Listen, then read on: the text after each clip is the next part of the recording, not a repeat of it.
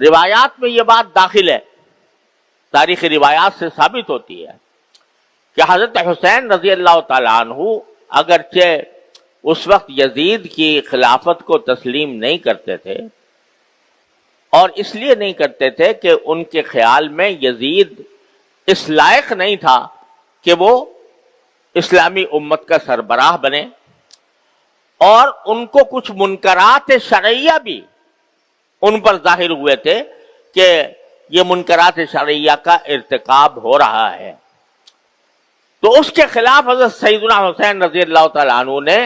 یہ سفر کیا تھا۔ لیکن جب ان کا محاصرہ کر لیا گیا اور ان کو آگے بڑھنے سے روک دیا گیا، تو اس وقت حضرت سیدنا حسین رضی اللہ تعالیٰ عنہ نے یہ فرمایا تھا کہ میں جنگ کرنے کے لیے نہیں آیا، Subscribe Voice of Religious. میں ایک اس بات پر احتجاج کرنے کے لیے آیا ہوں کہ ایک ناجائز حکمران کو حکمران بنا لیا گیا۔ لیکن یہ بھی شریعت کا چونکہ حکم ہے کہ اگر کوئی ناجائز طور پر حکمران بن جائے، اس کا اقتدار قائم ہو جائے، تو پھر اس کو مجبوری کے طور پر قبول کیا جاتا ہے جب تک کہ اس کو ہٹانے کا کوئی طریقہ ممکن نہ ہو۔ تو اس لیے بعض روایات میں یہ آتا ہے کہ انہوں نے یہ پیشکش بھی کی تھی کہ میں خود یزید سے گفتگو کرنے کے لیے تیار ہوں، لیکن اس سب کے باوجود یزید نے جس کو گورنر بنایا ہوا تھا عبید اللہ بن زیاد، وہ حضرت حسین رضی اللہ تعالیٰ عنہ سے بات چیت پر آمادہ نہیں تھا، اور اس نے جنگ ٹھان لی اور ان اہل بیت کے اس قافلے پر اس نے حملہ کیا۔ نہ صرف حملہ کیا، دریائے فرات جو قریب بہتا تھا، وہ دریائے فرات کا پانی ساری دنیا کو سیراب کرتا تھا، اس کا راستہ بند کر دیا تاکہ ان کو پانی نہ ملے۔ تو یہ ساری ظالمانہ حرکتیں عبید اللہ بن زیاد نے کی، اور پھر یزید نے اس کے اوپر اس کے خلاف کوئی کارروائی بھی نہیں کی۔ اس لیے حضرت حسین رضی اللہ تعالیٰ عنہ کی شہادت مظلومانہ شہادت تھی، ان کے خلاف جو کارروائی تھی وہ ظالمانہ کارروائی تھی، اور اس ظالمانہ کارروائی کی وجہ سے حضرت حسین رضی اللہ تعالیٰ عنہ کی شہادت کا وہ المناک سانحہ پیش آیا جس پر جتنا غم کا اظہار کیا جائے کم ہے۔ Subscribe Voice of Religious. یہ حضرت حسین تو لیکن حضرت حسین کی شہادت ان کی منقبت ہے، ان کی فضیلت ہے کہ اللہ تبارک و تعالیٰ نے ان کے لیے، مرنا تو ہر ایک کو ہوتا ہے، لیکن ایک تو شہادت کی موت عطا فرمائی، اور شہادت کی موت بھی محرم کے عاشورہ میں 10ویں تاریخ کو مقرر فرمائی۔ تو یہ فضیلت ہے حضرت سیدنا حسین رضی اللہ تعالیٰ عنہ۔ لیکن ایک بات اور عرض کر دوں، تاریخ میں یہ مذکور ہے کہ چونکہ حضرت حسین رضی اللہ تعالیٰ عنہ کو کچھ اندازہ ہو گیا تھا کہ یہ لوگ مجھے چھوڑیں گے نہیں، تو اس وقت شہادت سے 1-2 روز پہلے انہوں نے خطبہ دیا، اور اس خطبے میں لوگوں کو جو وصیتیں کی، ان میں ایک وصیت یہ بھی ہے کہ میں اگر شہید ہو گیا تو میرے شہادت کے اوپر تم ماتم نہ کرنا، تم نوحہ نہ کرنا، تم میری شہادت کے اوپر، میرے دنیا سے جانے کے اوپر وہ جاہلیت کے طریقے اختیار نہ کرنا جو جاہلیت میں تھے، اور رسول کریم صلی اللہ علیہ وسلم نے ان کو ممنوع کر دیا تھا۔ جاہلیت میں جب کسی کا انتقال ہوتا تھا تو جتنا بڑا آدمی ہے اسی کے حساب سے اس پر ماتم ہوتا تھا، اس کے گریبان چاک کیے جاتے تھے، اس میں خود سر پر مٹیاں ڈالی جاتی تھیں، اور خدا جانے کیا کیا حرکتیں، اور رو رو کر نوحہ کیا جاتا تھا۔ نوحہ کے معنی ہوتے ہیں کہ رو رو کر شعر پڑھنا اور رو رو کر مرحوم کے فضائل و مناقب بیان کرنا یہ نوحہ ہے.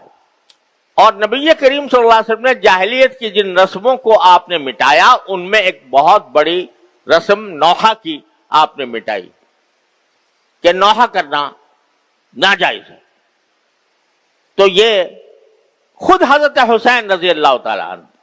خطبے میں یہ فرما رہے. ظاہر ہے کہ نواسے تھے رسول کریم صلی اللہ علیہ وسلم کے, آپ کے جگر گوشے تھے, آپ کی تعلیمات سے کیسے ذرہ برابر وہ انحراف فرما سکتے تھے؟ تو انہوں نے یہ خطبے کے اندر خود یہ وصیتیں فرمائیں. افسوس ہے کہ ان کی ساری وصیتوں کو پس پش ڈال کر ایسی رسمیں ایجاد کر لی گئیں کہ جس کے نتیجے میں خود نہ صرف رسول کریم صلی اللہ علیہ وسلم کے ارشادات کی نفی ہوتی ہے, خود حضرت حسین رضی اللہ تعالیٰ عنہ کی وصیت کی نفی ہوتی ہے. اور ایک پورا ایک طوفان برپا ہو جاتا ہے نوحوں کا اور ماتموں کا. بہرحال جو لوگ کرتے ہیں وہ جانے, ان کا کام جانے, لیکن مسلمانوں جو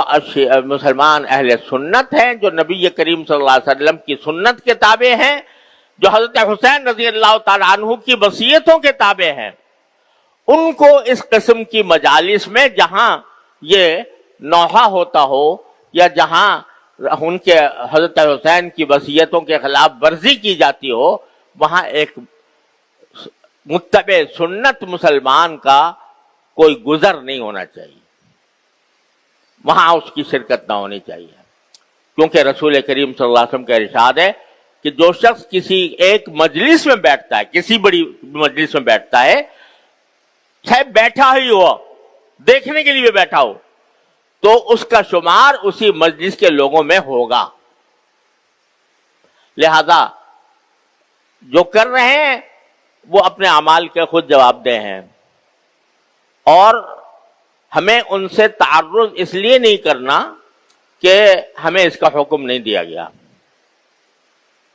یہ بعض لوگ سمجھتے ہیں کہ یہ جو رسول کریم صلی اللہ علیہ وسلم نے فرمایا کہ اگر کوئی منکر دیکھو تو پہلے اس کو اپنے ہاتھ سے روکنے کی کوشش کرو, اگر ہاتھ سے روکنے کی استطاعت نہ ہو تو زبان سے روکو, زبان سے استطاعت نہ ہو تو دل سے اس کو برا سمجھو. تو اس کی تفسیر اصل میں یہ ہے کہ جو صاحب اقتدار ہے, جس کو اقتدار حاصل ہے کسی حصے پر, اس کا یہ فرض ہے کہ اگر وہ اپنے زیر اقتدار علاقے میں کوئی منکر دیکھتا ہے تو اس کو ہاتھ سے روکے, قوت سے روکے. Subscribe Voice of Religious. مثلا ہمارا تھوڑا بہت اقتدار اس مسجد پر ہے, اس مدرسے پر ہے, یہاں اگر ہم کوئی منکر ہوتا ہوا دیکھیں تو ہمارا فرض ہے کہ اس کو قوت سے روکیں, ہاتھ سے روکیں. لیکن جو صاحب اقتدار نہیں, وہ اس کے لیے حکم کیا ہے کہ زبان سے اگر ضرورت ہو زبان سے روکو, اگر زبان کی بھی قدرت نہیں ہے تو پھر دل سے اس کو برا سمجھو. لہذا جو لوگ یہ رسمیں بجا لا رہے ہیں, نوحے کی, ماتم کی, جلوسوں کی, تعزیوں کی, جو کر رہے ہیں اس کے وہ اعمال کے خود ذمہ دار ہیں. ہم اس بات کے مکلف نہیں ہیں کہ ہاتھ سے جا کر ان کو روکیں یا ان سے لڑیں یا ان سے کوئی جنگ مول لیں یا ان کے اوپر حملے کریں یا ان کے ساتھ کوئی اشتعال انگیز کارروائی کریں. ہمارا کام یہ ہے کہ اس کو برا سمجھیں, غلط سمجھیں, لیکن پرامن رہیں. تو اس طرح یہ ایک اعتدال کا راستہ ہے جو شریعت نے ہمیں بتایا ہے, اسی اعتدال کے راستے پر قائم رہنے کی ضرورت ہے. اللہ تبارک و تعالیٰ اپنے فضل و کرم سے, اپنی رحمت سے ہمیں عاشورہ کی فضیلت کا حقدار بھی بنائے اور اس کی تقدس اور اس کی برکات سے ہماری زندگیوں کو روشن فرمائے. وآخر دعوانا الحمدللہ.